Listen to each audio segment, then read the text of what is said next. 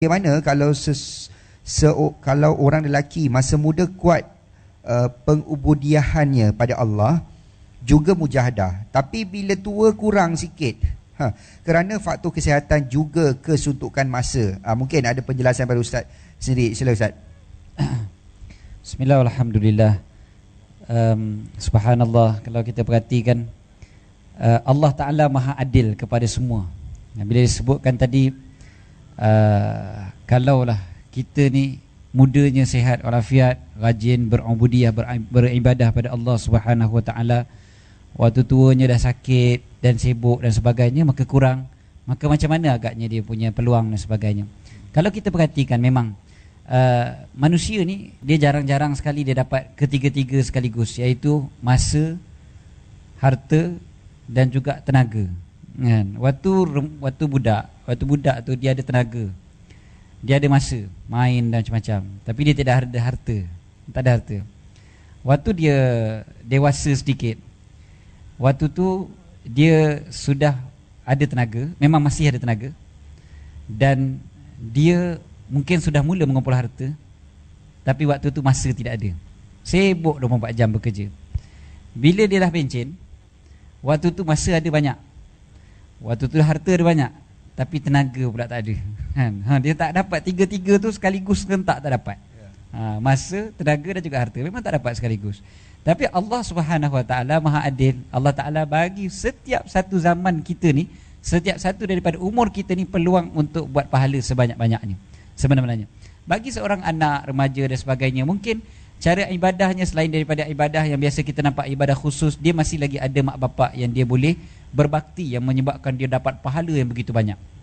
Waktu dia usia yang dewasa, mula bekerja dan sebagainya, sampai umurnya sebelum pencen, waktu tu dia banyak juga ruang untuk membuat pahala, dengan hartanya, dengan tenaganya dan sebagainya.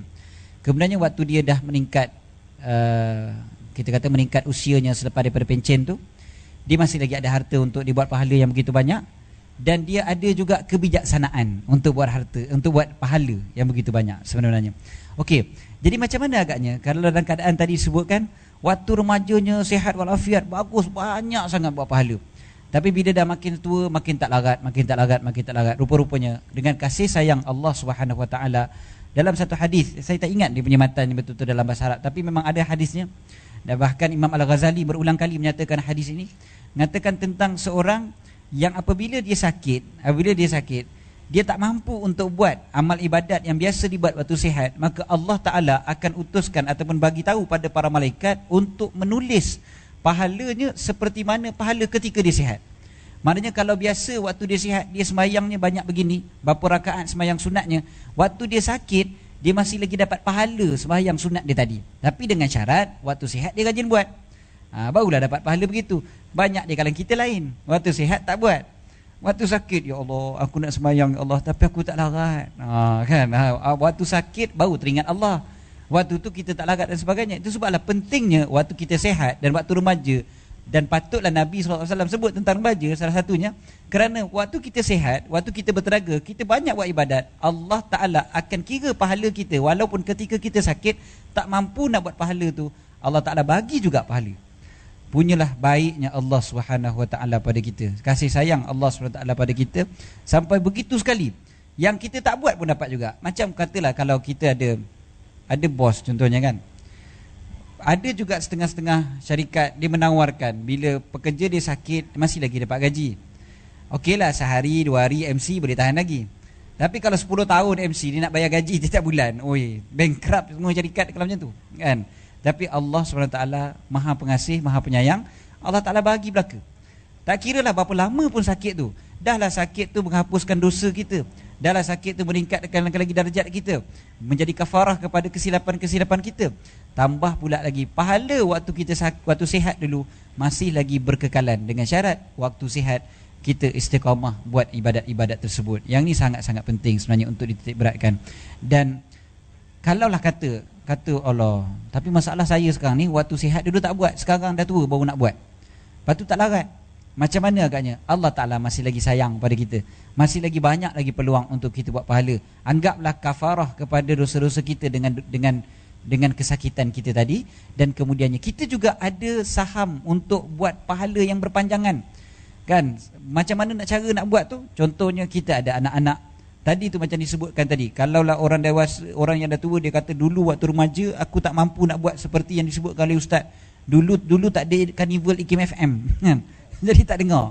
Jadi sekarang ni baru dengar, alamak dah terlepas peluang. Sebenarnya tidak terlambat. Sebab apa? Kita masih lagi ada peluang untuk melatih pula anak remaja kita. Sebab apa? Man sanna fil islami sunnatan hasanatan falahu ajruha wa ajru man amila biha ila yaumil qiyamah. Siapa yang melakukan, memulakan satu perbuatan baik dalam Islam, dia dapat pahalanya dan pahala orang yang ikut dia sampai hari kiamat. Sekarang ni peluang yang sama perlu dimanfaatkan dengan adanya anak dan cucu. Anak dan cucu tu kira peluang untuk dapat pahala yang berpanjangan. Manfaatkanlah sebaik-baiknya. Jadikan anak itu pula sebagai remaja yang mencintai Allah Subhanahu Wa Taala. Mudah-mudahan kita dapat pahala itu. Dan mudah-mudahan kalau tidak pun, mudah-mudahan di hari akhirat mereka inilah golongan yang boleh memberi syafaat pada kita. Jadi maknanya pentingnya kita memanfaatkan setiap daripada kita kata apa, tingkatan umur kita. Daripada kanak-kanak masuk kepada usia remaja, dewasa, dan sampailah kepada umur yang kita kata usia senja. Semua tu adalah peluang-peluang untuk merebut pahala daripada Allah Subhanahu Wa Taala.